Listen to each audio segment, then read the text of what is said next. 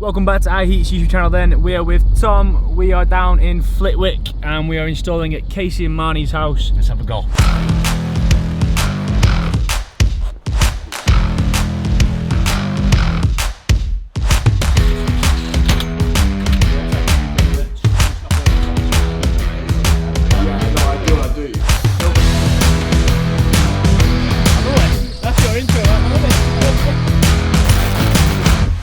So basically, me and Marnie have had a massive problem in this house since we moved here. The heating has never quite worked. We've had new radiators.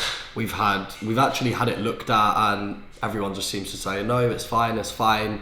So we decided to contact iHeat, and they have come and they're installing a new boiler for us. So at the moment we have a system boiler, and to be honest, it's not really hitting all the kids' rooms upstairs. Obviously, it's quite a large house, so iHeat have come in and they've installed a new boiler. And yeah, I'm seeing the work that they're doing, and I'm literally, I've never been so excited for a boiler in my life.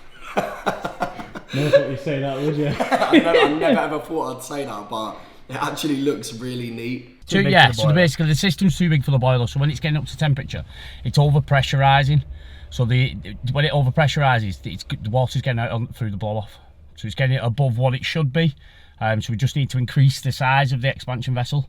That is going to then obviously to be able to take the extra expansion for when the water heats up in the boiler and the system. What have you got? We've got expansion vessel on the top, sits on here. This is a better bracket than what we would usually get. You usually get the brackets with a little band around them. You put them on the wall, as soon as they heat up, boom, falls off the wall.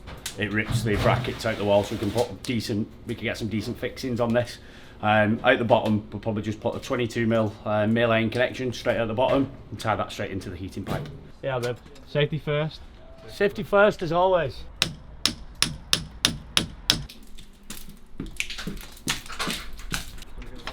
No, it's alright, I'm going to put it on the grass like doing.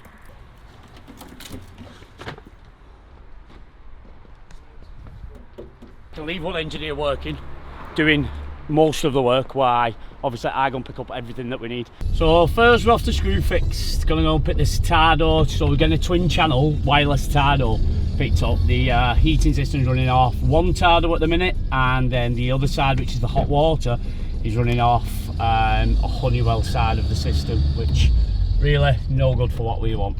Guy's parked right next to the van. There's no chance Tom's getting back in this van. Some inconsiderate people, I'll tell you that. Yeah. Why not just park somewhere else? Here we go then. V3 Plus Black Edition. Cans of crack juice. Yeah, so we're just trying to see the best place to try and keep things a bit tighter, so we've got a bit more room. But we don't want it on a plasterboard wall, because when that gets full, it's going to have a bit of weight in it. Just about that one underneath. Yeah. So that's where you're going to go for? Yeah. Yep.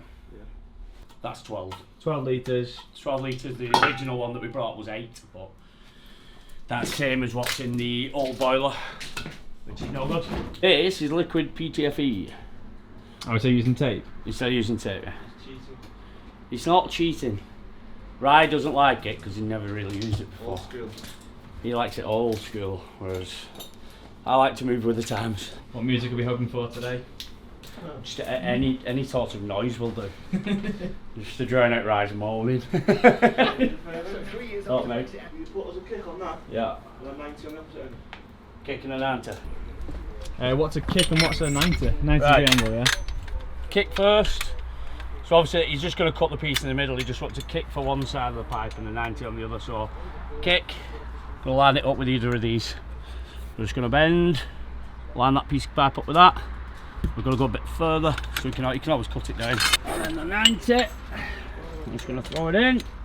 If you're measuring a 90, if you've got a mark on the pipe, you're going to line up. You can do it with a piece of pipe or a guide. That's where you want your mark. So line up with the edge of that, and that will be the centre of your 90 bend. What we're going to do with that, swing that right round. It's about 90.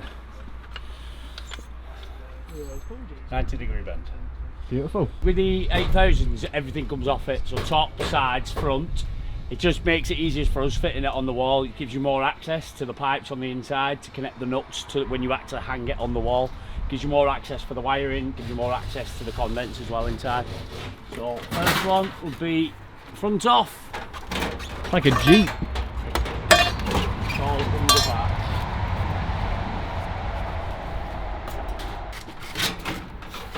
So this has got less in than a normal Worcester. Yeah, so see, expansion vessel's missing off the side. We just pop the front down. We don't have any pump, any plate heat exchanger. Obviously gas valves in there anyway.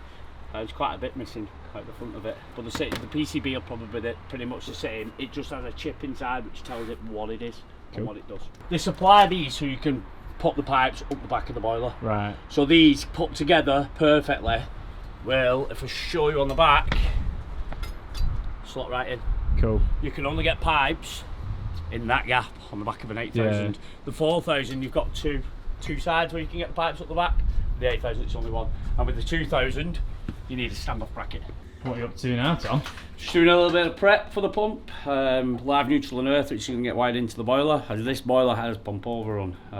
So instead of wiring it upstairs, we're going to wire it directly into, because you've got the pump underneath the boiler anyway, so it makes things, just makes my life a little bit easier for when I come to, just makes things quicker. Ready, brother? That way.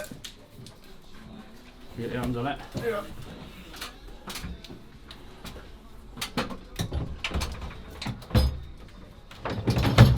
Flue is going out, so we've just got a measurement of it. Ryan is now going to pull it out. I'm going to tape it. I'm going to screw it. Screw it, baby. Walk 1,000 miles. Is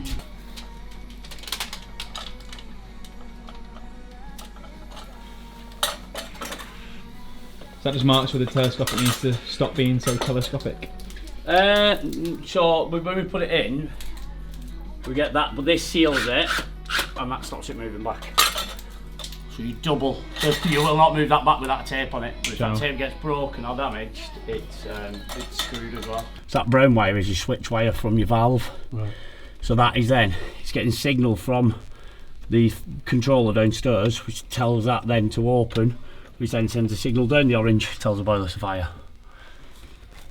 So that, I'm just going to leave that in for now, and I can test it all once I've done it.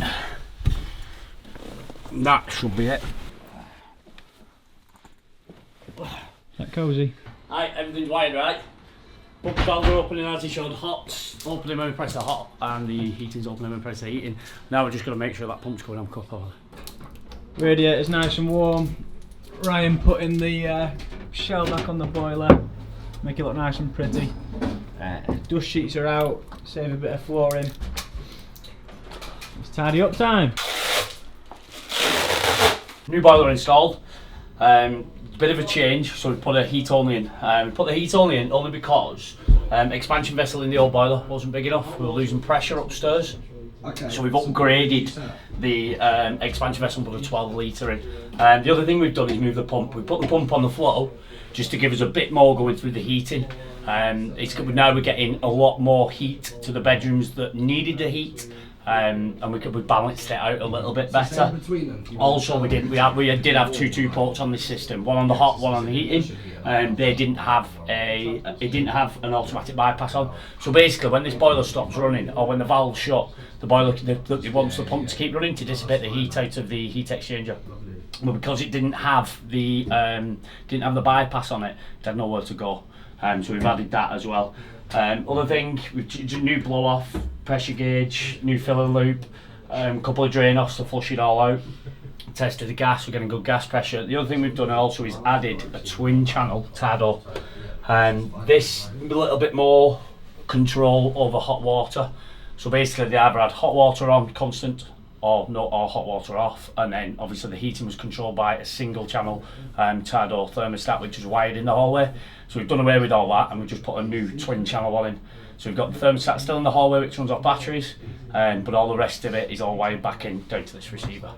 Apart from that, I mean, as you can see, it's gone pretty well. Jobs are good in. Jobs are good in. Jobs are fish. Now we've changed the direction of the flow on the boiler, it should be a little bit better. You reckon, yeah? Yeah. Thanks so much, man. Amazing, yeah. Thanks for having us. Well, Thanks for letting me do coming, it. you know what I mean? iHeat smashed it. What can I say? Thank you very much. Thank you.